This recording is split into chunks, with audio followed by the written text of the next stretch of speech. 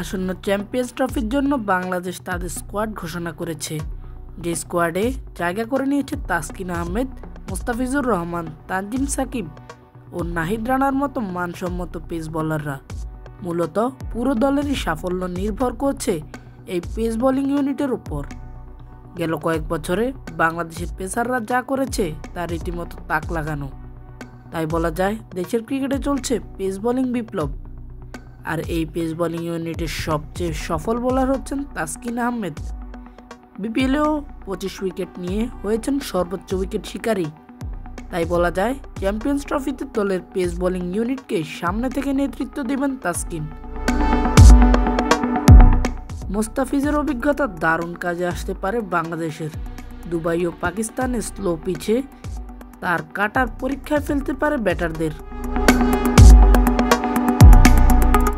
উঠতি পেসারদের মধ্যে বাংলাদেশের সবচেয়ে সফলতম বোলার হচ্ছে তানজিম সাকিব। স্পিড স্টার নাহিদ রানা গতির মাধ্যমে অবাক করে চলেছে সবাইকে। তার গতি ভড়কে দিতে পারে যে কোনো ব্যাটারকে।